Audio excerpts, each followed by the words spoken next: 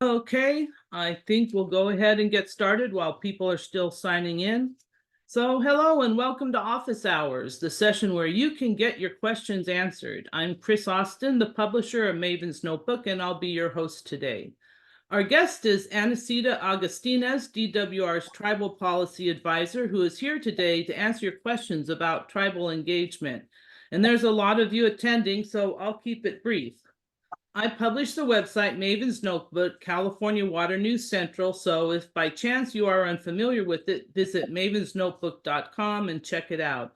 And I'm flying solo today, so I will be working from the Q&A. Please enter your questions in the Q&A as I won't be able to monitor the chat. And in the Q&A, you will be able to upvote questions that you're interested in hearing answered. And I will work in the order of the most upvoted questions first. The goal is to get to as many of your questions as I can in the next hour. I'll be sending up a follow-up email to everyone who registered that will include a link to the recording of this session and additional resources. So let's get started. Native Americans have a unique status in the United States. They're considered sovereign nations, which means they have the authority to govern themselves and establish their laws and customs within the borders of their reservation. As such, there are some laws and customs to be aware of when you're interacting with tribes. So Anecita is here today to answer questions about how best to engage with tribes. So welcome to Office Hours, Anecita. So while everyone starts putting your questions in the Q&A, I'm just going to ask Anecita a couple questions about tribal consultation and cultural resources, and then we'll start your questions. Okay, so Anecita, California has several laws regarding when local agencies must consult with tribes. So when is tribal consultation required, and how should agencies go about consulting with tribes? And welcome to Office Hours, by the way. Oops, we're not hearing you. Here we go. There we Thank you go. for inviting me and for this opportunity. And I see some work colleagues on the line, but there's a lot of names I'm not familiar with. So really happy to join you all. I'm also our office at the Department of Water Resources just had a recent change. So the Tribal Policy Advisor's title is now Executive Manager of the Office of Tribal Affairs. So our department has actually made our department, the Tribal Engagement Office, a formal office, which means that we'll get obviously more commitment and future more staffing, which will really help in our engagement process. So really looking forward to that. This is a unique topic. I mean, it's something that many of you who represent state agencies or local regional governments who work with tribes have to keep in mind in terms of understanding that unique political status that tribes have. They are not members of the public. So when you're doing engagement that you would normally do for any type of public entity, you have to really think closely of, are you really respecting tribal sovereignty by engaging tribes on a government to government basis? And when we speak of tribes in California, we as state agency, we recognize the government policies of the Brown administration and the Newsom administration, which delineated that tribes are inclusive. The California Native American tribes is inclusive of federally recognized tribes as well as non-federally recognized tribes in California. Yeah, and when I think of like government to government consultation, then I think that to me that means that they don't have rules like the Brown Act. They might have their own rules, but they don't have California's Brown Act rules. So, there's other rules that apply to our agencies that don't apply to a tribe, a Native American tribe. They may have their own such rules, but not that may look like ours, but they're not ours. Here's a question that kind of goes with consultation that's in the Q&A, so I'll just ask it now. What's the best way to make first contact with tribes? Well, obviously, starting from square one, there's a link in the chat at the Native American Heritage Commission. That is a commission that's responsible for creating a consultation list that was designed for the protection of cultural resources. It's not a perfect list, but it's a formal list that's recognized through statute, not only by the AB 52 statute, but also by, which is the amended CEQA statute, but going back to 2004 and 5, SB 18 for local governments to recognizing that this is a list created by a state agency. The list and the responsibility of the Native American Heritage Commission, they are right now going through a regulatory process of reviewing their guidelines and putting together their regulations. So keep in mind, follow that website because there is going to be new changes on that consultation list as they continue to update that. That is a small and mighty organization that has a lot of responsibilities to assist state agencies and local governments in making that contact. Their website also has template letters of how to connect with not only other tribes, but the Heritage Commission itself, the Native American Heritage Commission, on how to request a listing of potential tribes to contact either by county or by a description of whatever your project area entails. So that is number one first step, is who do you need to contact? Where do I get a list? The other question you would need to ask is, who are you? What is your responsibility? Are you connecting as an NGO that wants to just make a community contact and meet your neighbors? Or are you connecting as a requirement through a local agency or state agency where you have to connect and have to create an administrative record that will hold up in terms of your regulatory environmental process? So those would be questions, because if you've got regulatory requirements, then you're going to have to adhere to some strict requirements on maintaining your confidential record, your administration review record of what has been your consultation contact, and your attempts, your letters, and things of that nature. But that's just the tip of the iceberg on where to point someone who's been dropped into the planet of like, where do I go and what do I do? Okay, and one question I want to ask before we get to audience questions is cultural resources. What are cultural resources? Well, cultural resources are specifically, I mean, if you've got an archaeological hat on, typically it's usually has been built resources looked at from the lens of an archaeologist. If you're looking at from a Native American point of view, cultural resources are tribal cultural resources, and the amended CEQA Act AB 52 does provides a new definition of a tribal cultural resources that talks about a place, a site, a sense of a feeling, a space that is part of a tribe's cultural being.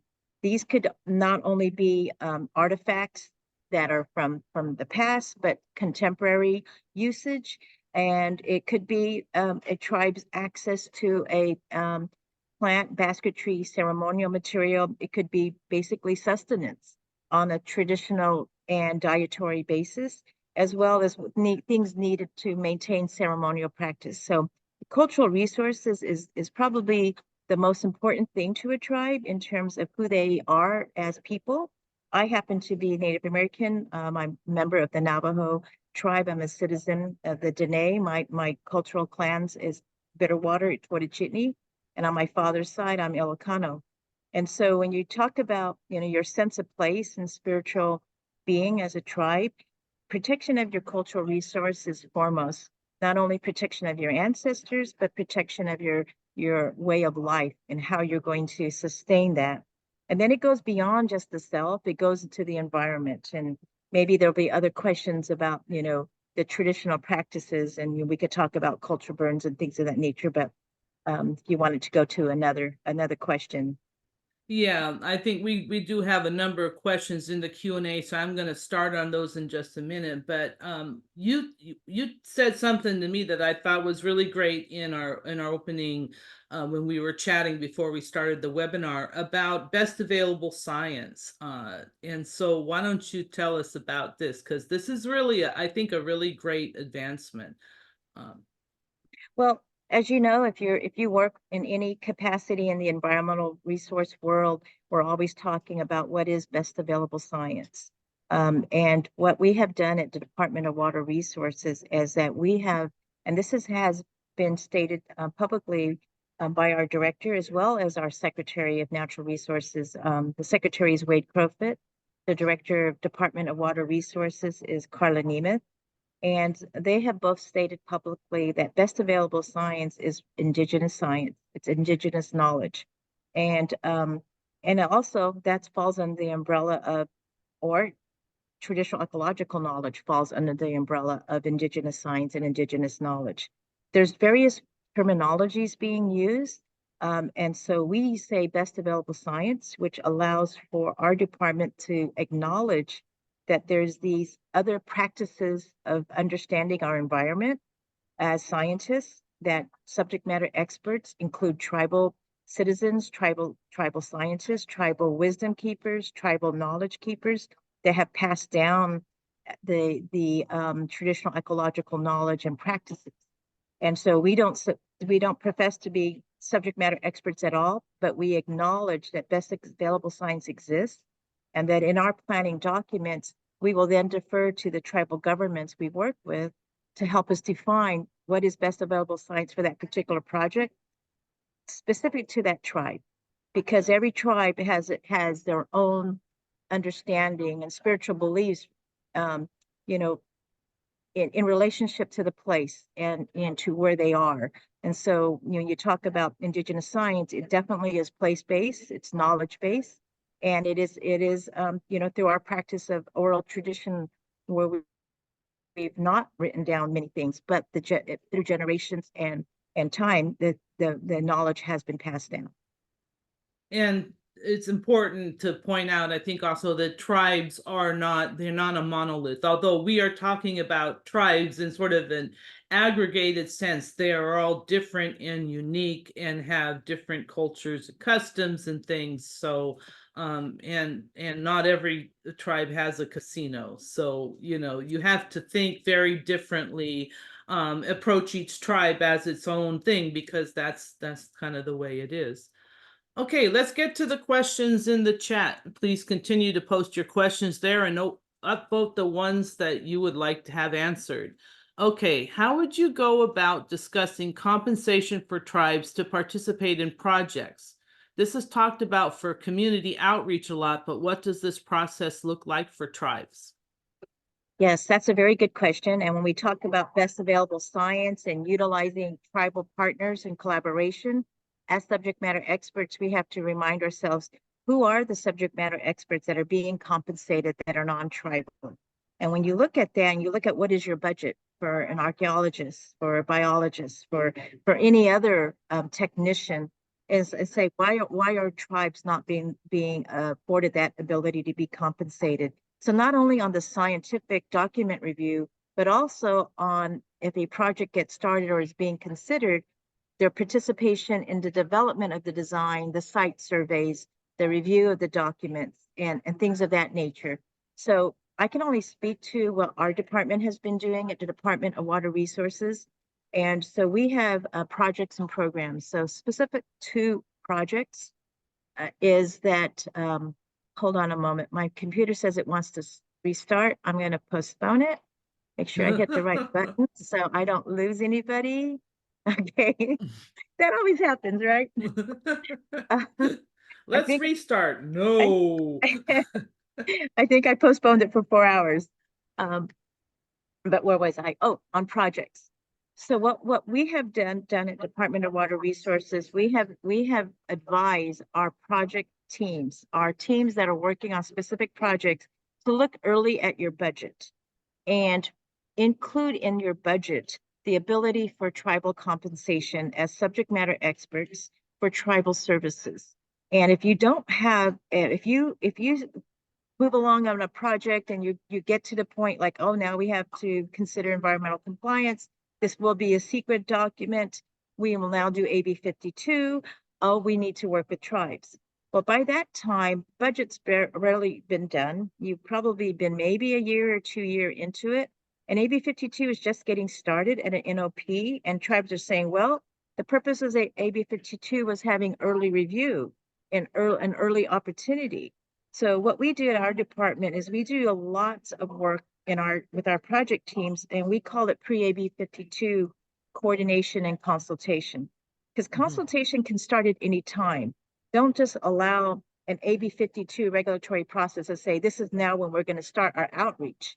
Your outreach should be started based on that first question. Are you looking to establish a relationship? If you have a zero relationship now, even if you don't have a project, you should begin relationship building. Because why do you wait for a project to say, now I need an ask from a tribal community, which you have no relationship at all?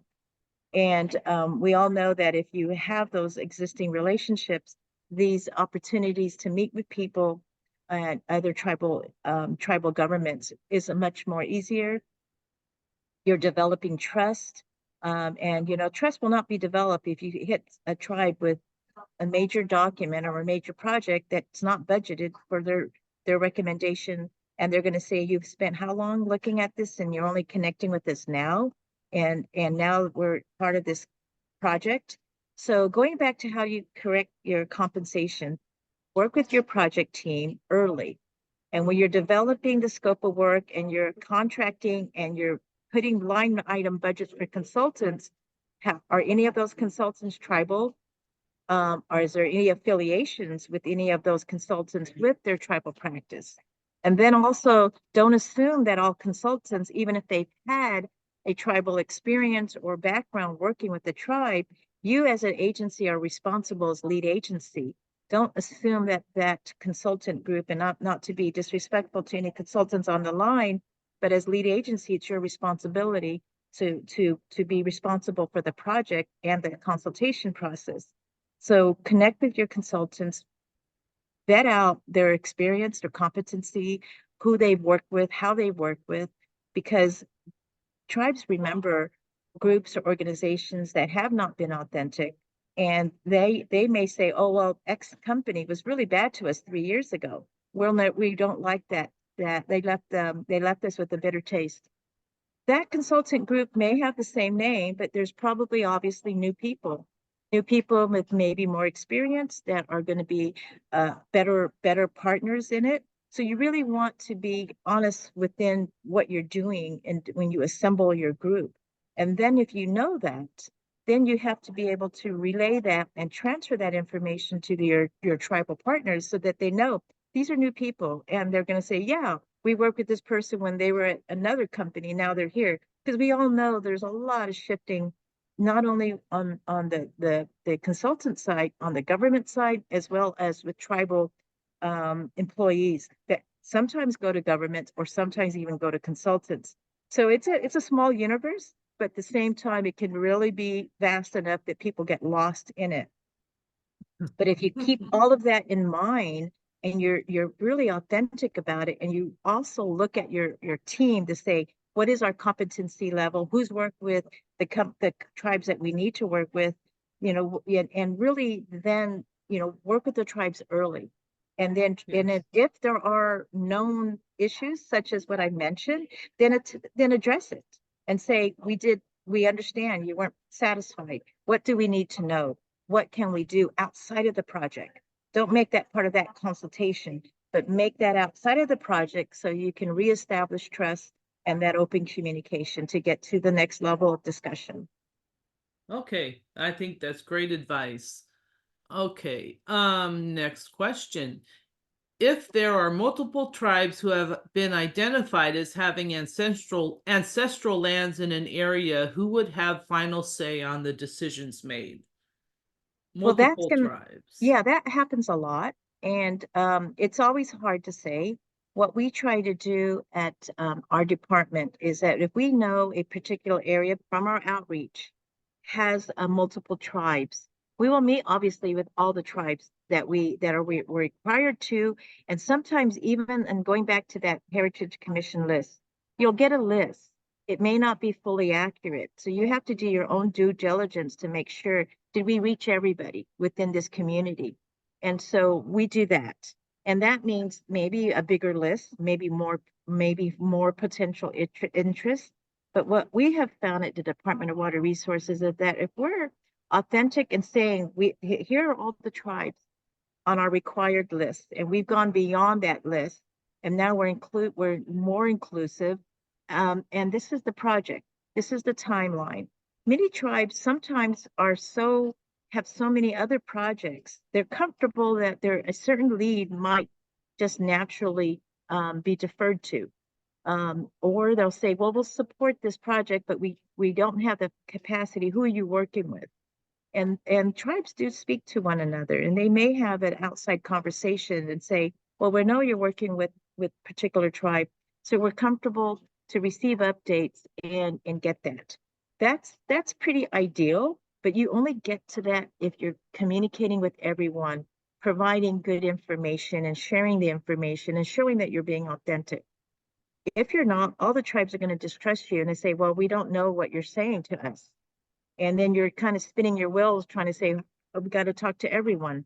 But I think that naturally most tribes might just end up deferring to a tribe with more capacity or supporting that effort.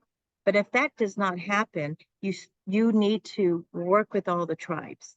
In the event of a particular discovery, particularly human remains, the decision on if there's multiple tribes involved, even monitoring and involved, that decision is not up to the lead agency. That decision then, once a coroner is contacted, goes to the Native American Heritage Commission, and it goes to the commission's designation of a most likely descendant, called an MLD.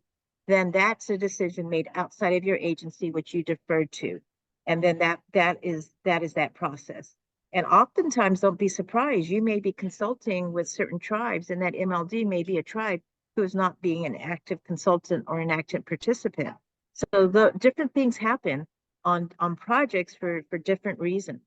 And so you just have to be prepared and and being open to that commitment to the collaboration process of consultation. Okay, excellent.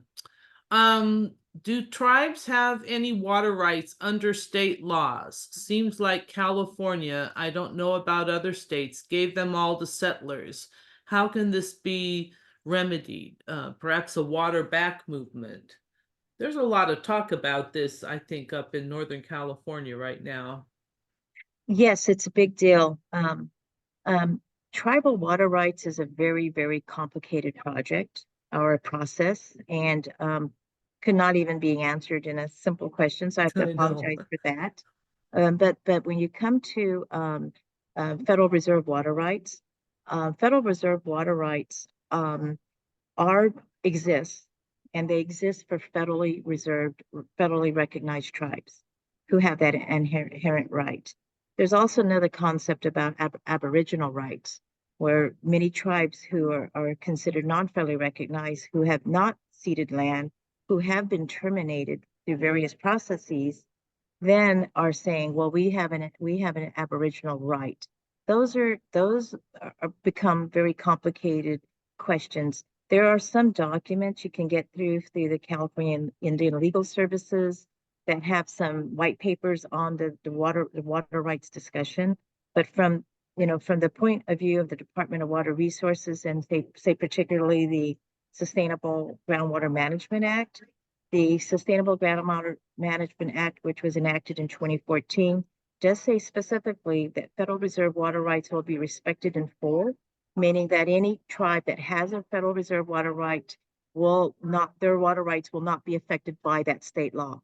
And the other thing to remember is that state law does not usurp federal law.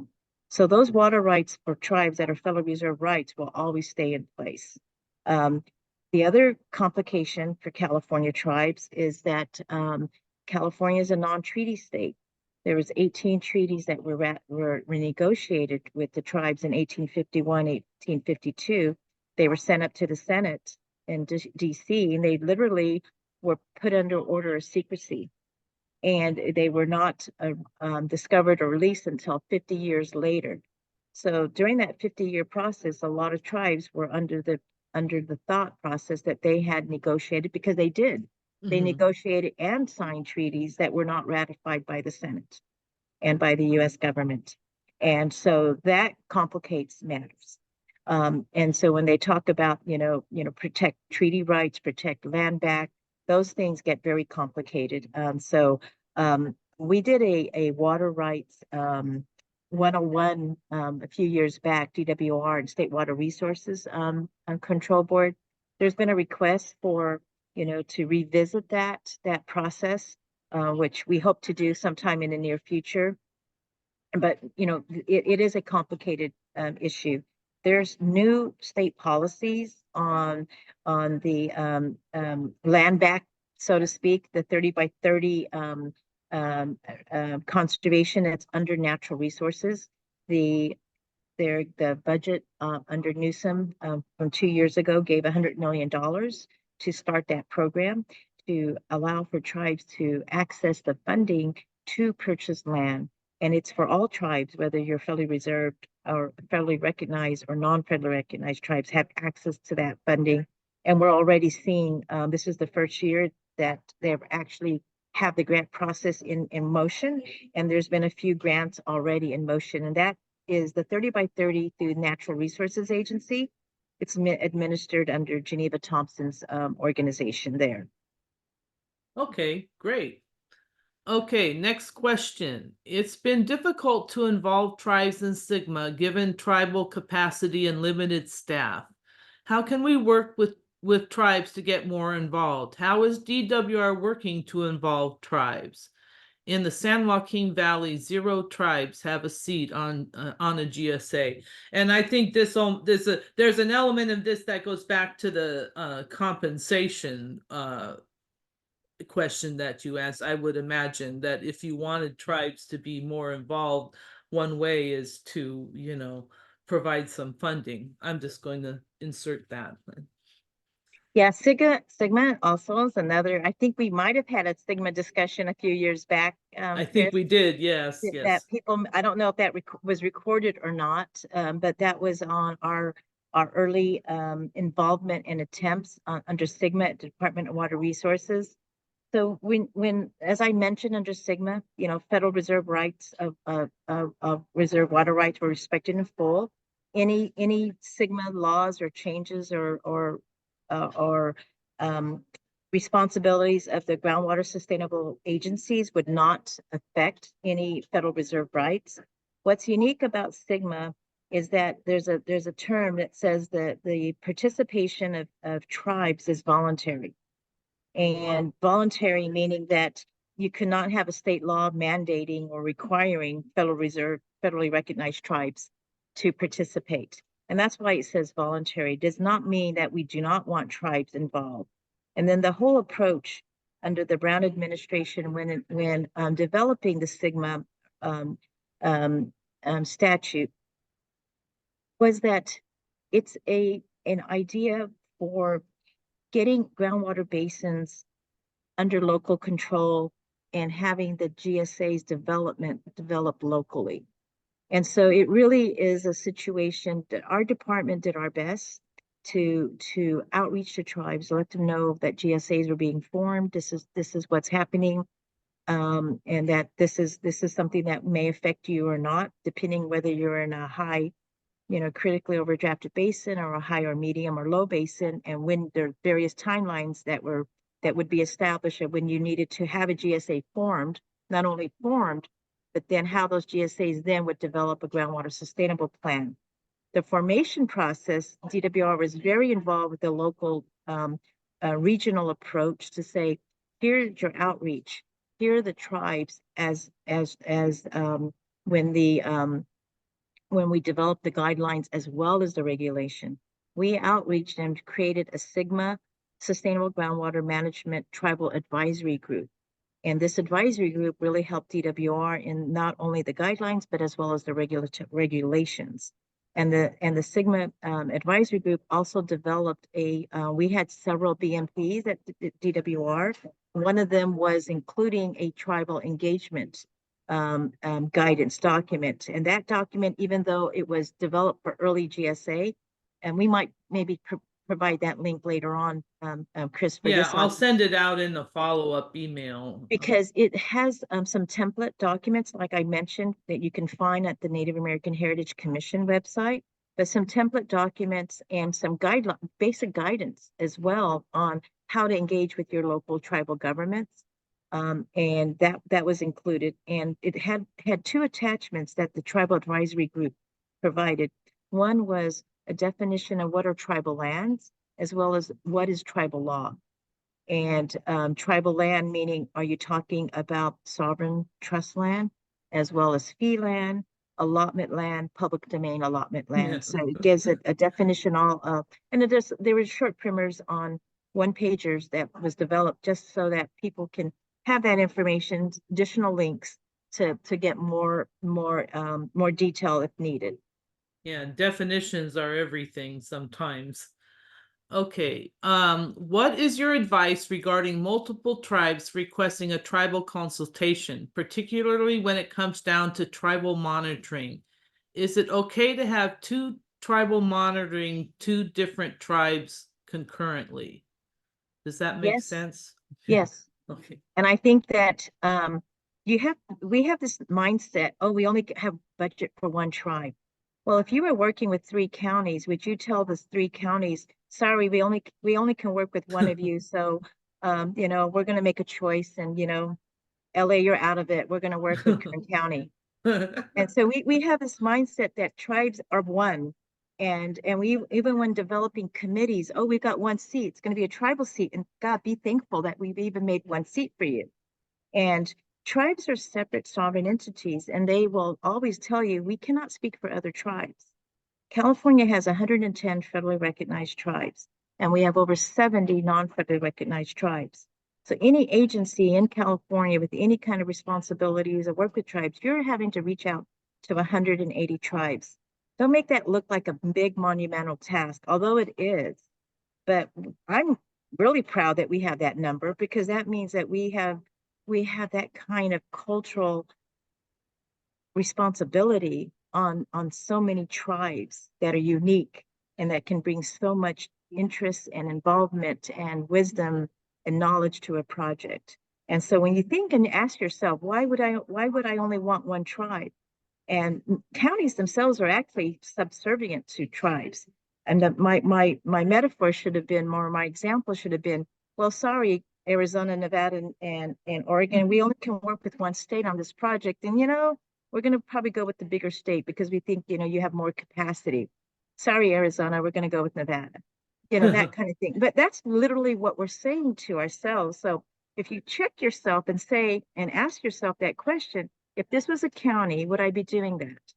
If this was like 10 water agencies who want to be involved, how do I choose between 10 local regional water governmental organizations? How do we choose when we're working with RCDs and say, hey, you all have a particular interest, and but we're going to choose one or the other. So yes, if that contact list says multiple tribes, yes, you need to consult with all the multiple tribes. And by doing so, multiple tribes understand budgetary needs. They may say, well, you know what, we don't need to. However, if it is, and they may say, we'll be comfortable and we'll work amongst ourselves, we'll select a monitor, we'll choose amongst ourselves. And then you defer to whomever that choice is. Often case, and one more quick note is that it depends also on the site. If a particular location is super important, highly sensitive to tribal governments, then yes, you would probably need that, because they're going to look at that and approach that particular location and the cultural resource protection very differently.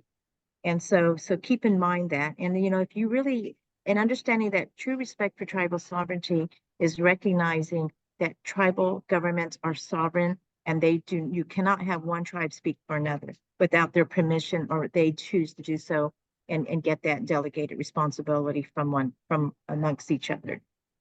And I think, correct me if I'm wrong, but I think the North Coast Resource Partnership has multiple tribes, and they have some ways that they have dealt with in how their tribes are represented. So I would suggest the North Coast Resource Partnership as a resource to look at if you have to engage with multiple tribes.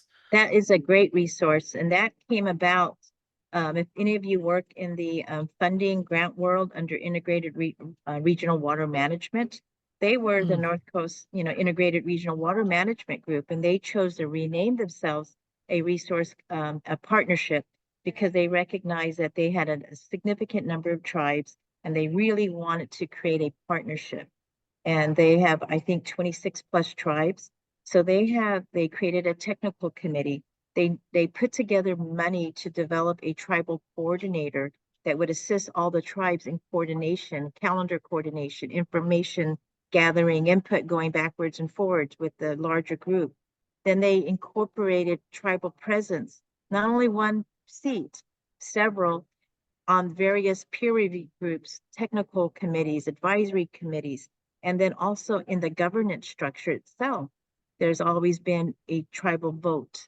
And then they've had various committees where they had alternates, so that their alternates would always be trained. So you had maximum coverage, and it really is a great model.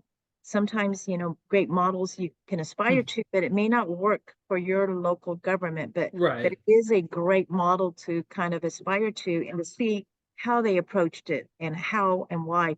But it took a lot of years. It took maybe about 10 years for that model to really get formed and to become a machine that then was like, oh, we have something. And that is, it really is, it really is, was wonderful to be able to see it develop and see in action. And I really do admire and respect what all the organizations there have done. Yeah, it shows the power of the possible, shall we say. Okay, how do you think the state can move away from simply consulting with tribes and toward actually incorporating tribal feedback and priorities into decisions? That was a question to the state. Yeah, how do you think the state can move away from I simply? think, there's so many ways now that that's aspirational and a commitment. If we look at what we are doing with, the movement towards DEI, the movement for the inclusivity, what we're doing with understanding best available science, the commitment to compensation. But what I can provide is an example at Department of Water Resources. What we have done at Department of Water Resources with the California Water Plan update, as many of you know and probably use the plan, we're required statutorily to update the water plan every 5 years. So basically, beginning with the existence of Department of Water Resources in the late 50s, not until 2005 that we have the aha moment of like, why are we not incorporating tribal perspectives? Where is the tribal input into the California Water Plan? And so our department developed a tribal communication committee to help us look at, and this predated me. I've only been at the Department of Water Resources since 2013. So I really give a lot of, respect to my predecessors at the department who took it upon themselves to really explore this possibility. Developing, like, how do we involve tribes in the California Water Plan? And the tribe said, well, we need to talk. If you really want tribal input on the California Water Plan and make it meaningful, we need to be talking to the decision makers. And the only way to talk to decision makers is to have a summit. And that is how we develop the concept of a tribal water summit. So we've held 4 summits. The first one was 2009, 13, 18, and we just held one last April, 2023. And the purpose of the Tribal Water Summit was to convene high-level decision makers from state agencies with the tribal government leaders.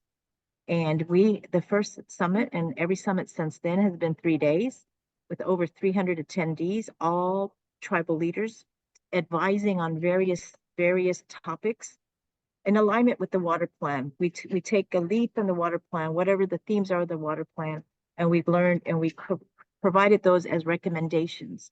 Initially, they were recommendations, and the tribes were actually telling our department, what are you doing? Why are you looking at these basic, watersheds? Why aren't you looking at these, how you defined these jurisdictions is, why aren't you looking at this on a holistic approach? And we don't see that. Pardon me, I'm probably a little loud right here in this lobby, so I apologize. I'll get closer to the mic. But how are you looking at this holistically? So the first water summit had over 100 recommendations. Recommendations in 2009. Why does not every state agency have a tribal liaison? In 2009, there was maybe one liaison statewide. Every department needs a liaison. Recommendation 2, why is not consultation processes being developed and meaningful? What is the relationship of that? Why aren't Federal Reserve water rights being respected in full? Things of that nature. And you can go and see the development through the various water plans, but these were appendices, part of the resource management strategies in the water plan. And every year it's been developed and got stronger. And the 2013 water plan had a tribal water chapter on cultural uses of water. And then most recently in the 2023 California Water Plan, Chapter 7 is a chapter written entirely by tribal authors. And that's the very first time it's in the water plan itself. And we also, for that question on Federal Reserve water rights, that was a topic of discussion within that Chapter 7 in the California Water Plan 2023 update. So that's an example of a commitment of a state agency of utilizing resources and saying, we are going to hold a summit. This summit is going to be meaningful. We're going to take your recommendations. We're going to input it into a statewide management planning document, and it's going to be there. We're not just going to have a summit to say, hey, we had a great summit, but where does this go? That was one avenue of where the input went to California Water Plan. We also created buckets. California Water Plan. What are recommendations that only tribes can do? What are recommendations that only a legislator fix could do? And then what we did with those recommendations, we'd take those recommendations and we would send letters to the chair of the various natural resources committee and say, here are recommendations that came up through the water plan or the tribal water summit for you to think about. Because as we know, many legislators become legislators and probably have zero water experience, and then have zero experience on what that water nexus is with a tribal perspective. And so those are the things that we have done. And I think it's a really good example of a commitment by a state agency of maintaining that, and this has been a commitment since 2005 of like, how do we do this? How do we do this appropriately and make it grow? So the water summits, people have said, why don't you do more summits every 2 or 3 years? But we align it with the water plan so that there's a strong commitment of where the recommendations will sit and live, because you can go back to all these documents and reference it as a dictionary of terms and the whole processes of involvement of tribes. Okay, great. We have a lot of questions in the Q&A, folks, so do go in and upvote because I'm not going to be able to get to them all. Okay, next question. If someone wants to name a geographic feature, how should we best poll the regional tribes to find out whether the name is acceptable or whether the feature has already been named? Okay. Well, are you coming from a state agency perspective or a local perspective? There is a committee under natural resources that's handling geographical place names. You could connect with them, but their job basically is to do the opposite, to eliminate racist names that already exist. For instance, the SQ word, now known as the Palisades. That was one of the things that has been done. So But on the positive note, that would take of being inclusive of new naming would be work with Department of Parks and Recreation. If you're not DPR, they are making really wonderful MOUs with tribes on renaming existing state parks to traditional names. You could get good advice and guidance from our partners at Department of Parks and Recreation, and they Director Quintero is wonderful. They have a tribal liaison that you could connect with. You could also connect directly with the governor's tribal advisor and get advice on what should be done. But go back to your basics.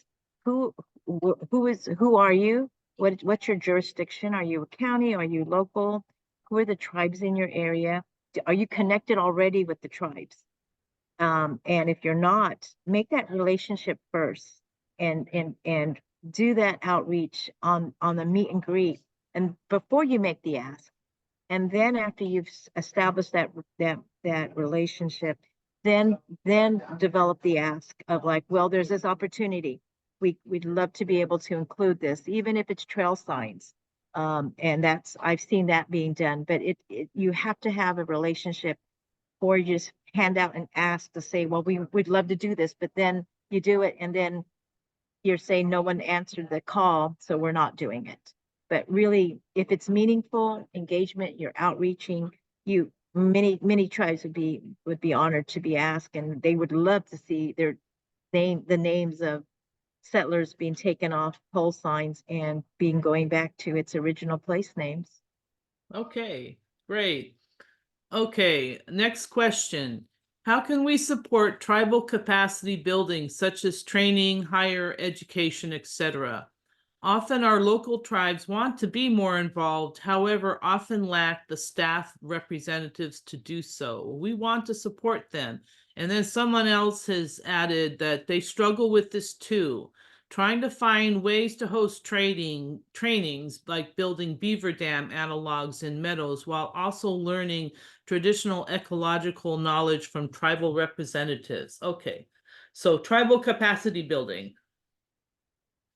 One way to do it, and it's again, I'm trying to figure out whether if you're coming from a state, it's your responsibility. You might have some deadlines or guidelines that might change the answer. But I think as a general rule for anyone wanting to approach this, look at the area that you're looking at. There are a lot of tribal governmental organizations that exist that have a really strong record of creating bridges. And they've come into being because they've understand tribes have limited capacity, and these are the next generation. These are the tribal citizens who've gone on, become educated, gotten a traditional academic Western degree, and now they're seeing we can bridge it. We can bridge the Western academics with the traditional science, and they've become a bridge. And I'm thinking of groups like the Mighty Summit Consortium, the Seventh Generation Fund, also Redbud Resources Group, who offers tribal training, and there's many others that exist. And so these are organizations, and they do offer training. So where do you go to get trained? So they have opportunities to train. The California, it's out in Santa Rosa. I forget their acronym, but it's a museum out there, and they offer a lot of training and resources. But those would be a good start to figure out guidance on how to make that approach. But the bottom line is, don't rely on also intermediaries. Go first to the tribes and utilize the intermediaries if there's issues, or to learn or to use them to give you more capacity yourself and more intention and understanding your own competency ability. But never bypass the tribe, or never assume that any other organization can speak to the tribe, speak for a tribe as well. So my caution is always go to your source, which is the tribes, because that shows the respect that you have for that tribal government, and that you're surpassing them, because it's easier to talk to this group over here. It's like saying, you know what, California, we love working with natural resources, but we like River Partners and CalTrout better. So we're going to have them advise us on this and be our lead. I mean, you really got to think about how we look at tribes and ask yourself, would we be doing this to a state agency or to another state or another government when we try to divvy up or is there an easier path? Because, and I've seen them say that, oh no, we're working with River Partners, and not to call out CalTrout or River Partners, because they do have wonderful, wonderful relationships. And I work with both organizations oftentimes.